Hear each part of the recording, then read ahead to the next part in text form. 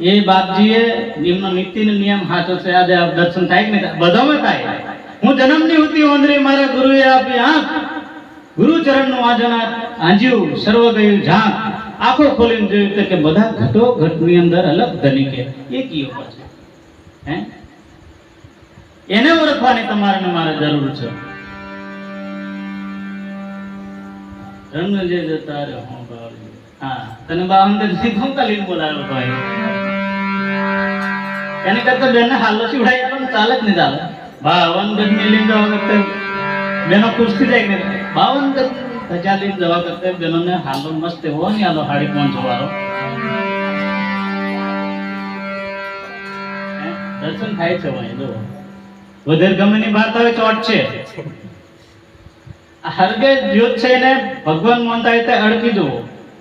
ભગવાન કોઈ દિવસ કોઈને દા જાય નહીં. ભગવાન કોઈ દિવસ કોઈનું કશું બગાડે નહીં. ભગવાન કોનેથી પલરે નહીં. ભગવાન હથિયારથી કપાય નહીં. ભગવાન અગ્નિથી બળે નહીં. આ જ અગ્નિ ચૂલામાં બળે રસોઈ બનાવી આવે. આ જ અગ્નિ મોહનો મરગે તે બધો ના હાડે. અને આ જ અગ્નિ વિવેકથી જો અહીંયા બિરાજમાન થાય તો ભગવાનના સ્વરૂપના એના દર્શન થાય છે. આપણે વાળા કઈ દિન પછી પેલા કે ભગવાન આવી ગયા છે એટલે બધા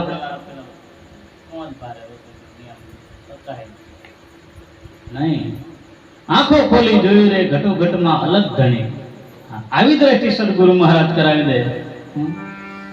એટલે જ નિરાજ બાપુ કીધું છે ને, પૂરા ગુરુ મિલે આયા मैं तब जानूं, पूरा गुरु मिल आया, पूरा गुरु की यह निशानी अपने आप लिखावे मैं तब जानूं, पूरा गुरु मिल आया. निराज बापू के पूरा गुरु में तेज हम जुड़म कि तारा में तने और खाई दे तेज में तने पूरा करूं बाकी तो करे दृष्टि के विशेष संत ने આવી કુમારી જોઈએ. હા આપણે તો ભગવાનના ગુરુ મહારાજના સેવકોને ભગવાનની ભક્તિ કરીને ખાખડા મંડવાનો ભાઈ ના. મહારાજ પસંદ બેડીઓ મોદીનો મને ઉગાડો કરી માર કોઈ જગ્યાએ ઘસી દો નહીં બોલે. તેમ કરવાનું કે ચોકી બાંધીને આ મહારાજ પોતાની ચોકી બાંધીને તે સેવકોને હું બાંધવાનો છે એ નક્કી કરો. પેલા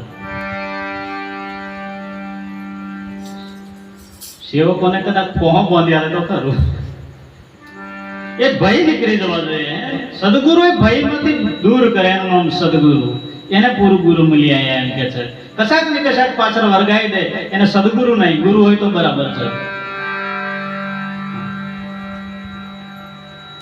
ફૂક મારી સમજાઈ દે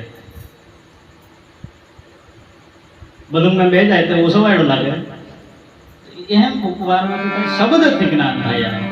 અને આ બધો ખેલ શબ્દનો છે સાહેબ. પણ સાનિધ્ય વિવેકથી એ જ અગ્નિને વિવેકથી બેહાડી શકાય. પાઠ ઉપર શોભે છે સાહેબ. મેં તો એમ કહું મારી અનુભૂતિ પ્રમાણે પ્રશ્ન હોય તો અંદર કહી દેવાનું, ફોન કરીને નંબર લઈ લેવાનો. બરાબર. પાઠ જીવનની અંદર કેટલી વાર કરવો સમજી લે. પાઠ ખોટો નથી. ધંધુકાળમાં શિવને પાર્વતી પણ પાઠ કરેલા. પાઠ ખોટો નથી. પણ જીવનમાં પાઠ કેટલી વખત કરવાનો એ વિચાર લેવાનો, અને શું કરવાનો એ વિચારી લેવાનો. કરવાથી ફાયદો હું એ એક વિચારી લેવાનો. ની વિચાર શ્રેણી હોય તો ગુરુ મહારાજને પૂછી લેવાનું, સીધો માર્ગ બતાવી દેશે. ક્યાં સુધી કઈ સુધી આ કરવું એ ગુરુ મહારાજને પૂછી લેવું. કરવું જરૂરી છે, નો પ્રોબ્લેમ, મને કોઈ પ્રોબ્લેમ છે નહીં. ક્યાં સુધી પાટે શું છે? પાટે જુક્તિ છે. પાટે જુક્તિ છે. જુક્તિ વગર મુક્તિ તમને મને મળે નહીં. જુક્તિ સમજવાની કોશિશ કરો. આ જ છે, બીજું કશું છે. પાઠનું મહત્વ પહેલાથી અનાદિકાળથી ચાલે છે. શિવ અને પાર્વતી પાઠ પર લો કેટલી વખત,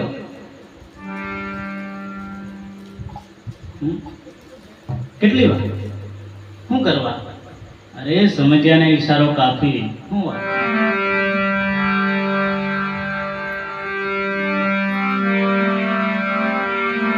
બધું જાજુ આગળ નહીં જઈએ, ઊંડા જઈશું કોની આવે વધારે ડૂબ તરતે ઓળે તેને તો બુડી જવાય પાછું.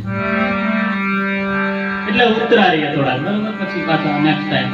કારણ કે વાની બોલવાની છે ને આપણી જોડે ટાઈમ કદાચ ઓછો હશે બરાબર. પછી હરજીવનદાસ વાતજી કે મોને એને વાત કહીએ નહીં તો મૂંગા મોડે બેસી રહીએ ભાઈ, અમે મોને તેને વાતો કહીએ.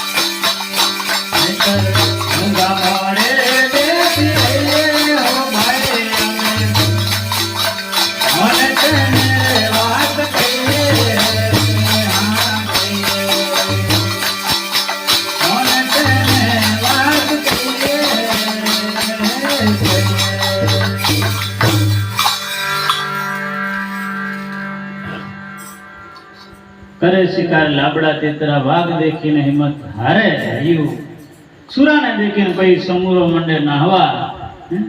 હરિજી કહે એને પ્રભુ કેમ ના કોપે, આવા ગરીબ જીવોને આપણે દુઃખ દઈએ.